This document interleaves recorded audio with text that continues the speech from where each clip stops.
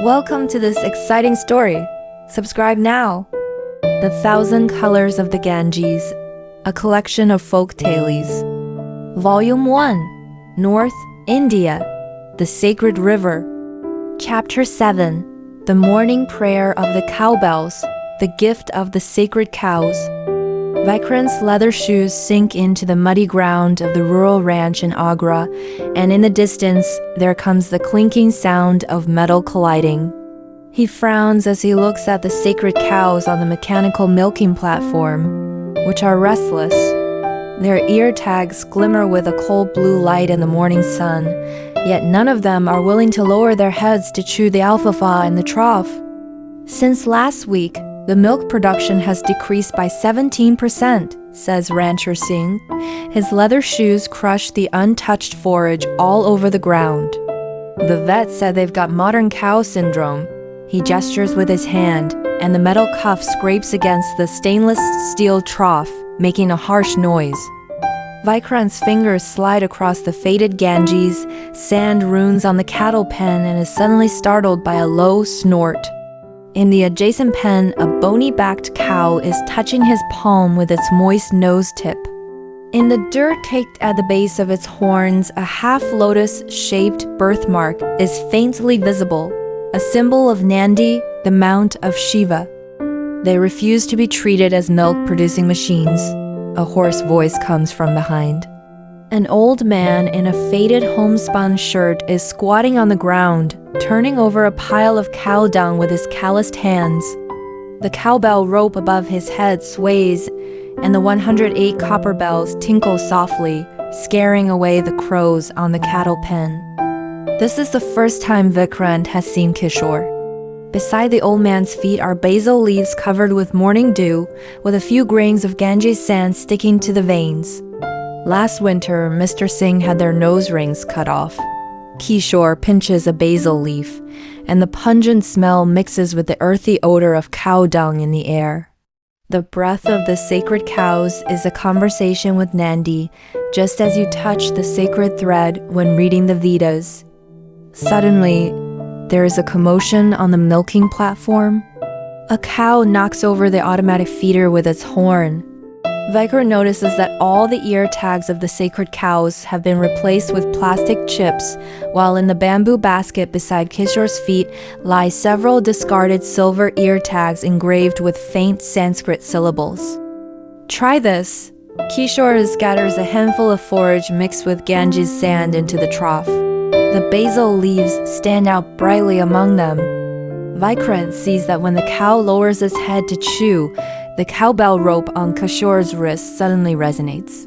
The 108 copper bells vibrate in a rhythm of 7 short and 1 long, exactly matching the chewing frequency of the cow. The holy canon of cow language says that each sacred cow is a breath of Nandi. Kishore wipes the silver ear tag, and a carving knife moves across the metal surface, gradually revealing the Sanskrit character Om. The shape of the ear tag corresponds to the Sanskrit letters, and the bell sound during the morning prayer is the key to awakening their memories. He looks up towards the tributary of the Ganges outside the ranch.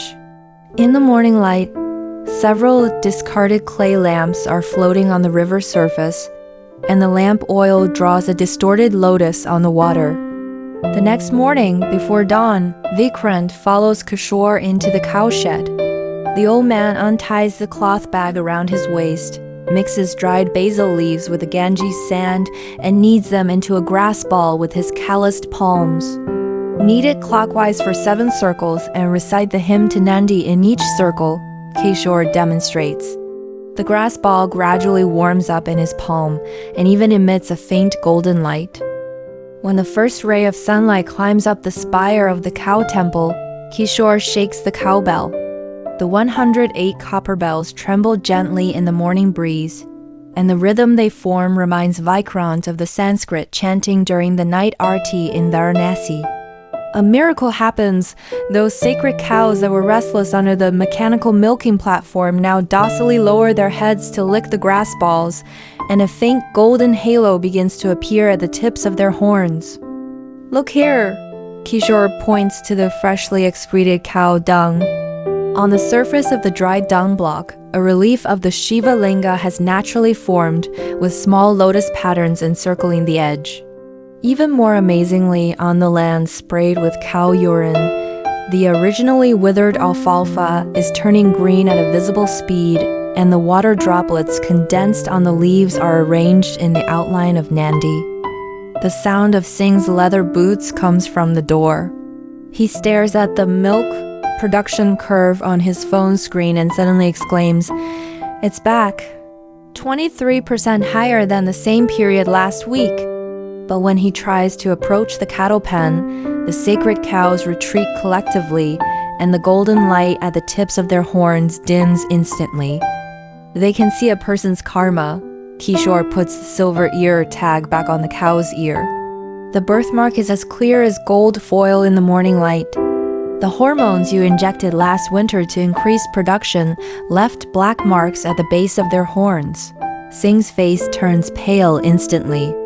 He remembers the scene he saw at the veterinary station last month. In the eyes of the sacred cows with their nose rings cut off, his greed for money was reflected. 3 days later, during the morning prayer, Vikrant sees Singh kneeling in front of the cattle pen, holding a newly made cowbell by Kishore in his hand. Beside the stainless steel trough, several clay feeding bowls are filled with forage mixed with Ganges sand, and the puja bricks made of cow dung on the edge are exuding a faint sandalwood scent.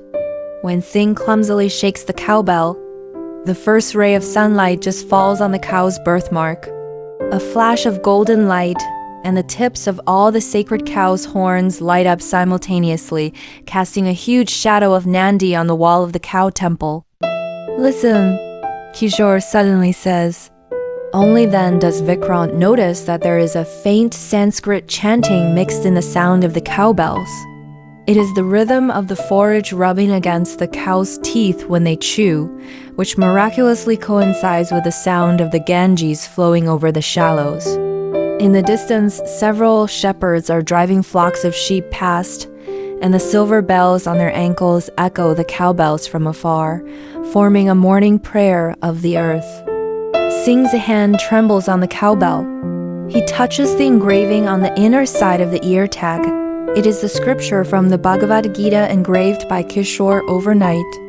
When he looks up, he finds that the eyes of each sacred cow reflect the rising sun, and in the pottery workshop outside the cattle pen, the clay pots fired with cow dung are showing the trident pattern of Shiva, a gift from the sacred cows to the earth.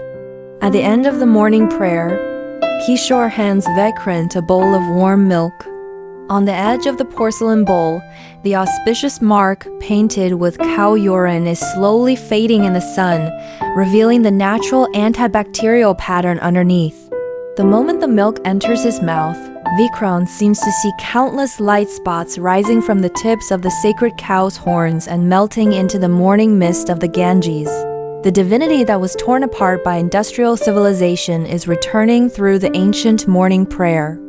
Singh stands by the cattle pen, looking at the monitoring screen on his phone. The once data curve is being dyed golden by the morning light, and he finally understands that when he removed the nose rings of the sacred cows, what he cut off was not just the ropes, but also the contract between humans and the gods. At this moment, the cowbell rope on his wrist suddenly tightens, and the 108 copper bells ring together, startling the pigeons on the top of the cow temple. The pigeon flock sweeps across the sky, drawing a golden track in the morning mist, a sign of Nandi's awakening. In the distance, the drumbeats of the night arti come from the Ganges. Vikrant sees Kishore putting a basil leaf on the tip of the cow's tongue. The cow licks it gently, and the golden light at the tip of its horn gradually spreads, casting a huge lotus projection on the muddy ground of the cattle pen. When the first drop of dew falls from the cowbell and hits the center of the lotus, the entire ranch seems to be covered by golden ripples. All the mechanical milkers stop running at this moment, and only the clear sound of the cowbells, like the morning waves of the Ganges, ripples slowly between heaven and earth. This is the gift of the sacred cows, Vikrant thinks. It's not the milk, nor the data, but a wisdom of coexisting with nature.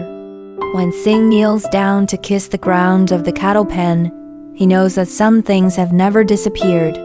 They've just been waiting for humans to learn to listen with their hearts, not just calculate with data.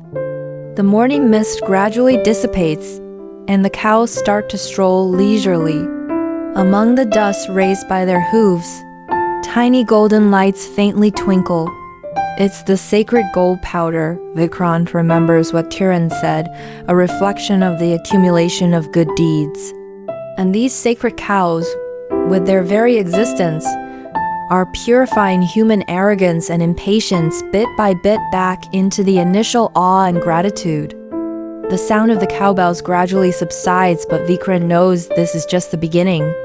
When silver ear tags are hung again on the fences of the modern ranch, when clay pots engraved with Sanskrit are placed beside the mechanical troughs, and when Singh's hand first trembles as he touches the tip of a sacred cow's horn, something has quietly changed. Just like the water of the Ganges, no matter how much pollution it has endured, it will eventually return to its original clarity and sacredness in the bells of the morning prayer and the resonance of the cowbells. This is the morning prayer of the land in North India, a conversation between the sacred cows and humans, a gentle reminder from ancient wisdom to modern civilization. The true gift has never been data and efficiency, but the awe engraved in the blood and the piety integrated into the breath. When the first complete ray of sunlight shines on the spire of the cow temple, Vikrant sees Kishore whispering to the sacred cows, and what is reflected in the eyes of the sacred cows is the rising sun over the Ganges and a story of respect and coexistence that is about to be reawakened. This episode ends, but the story continues. Subscribe now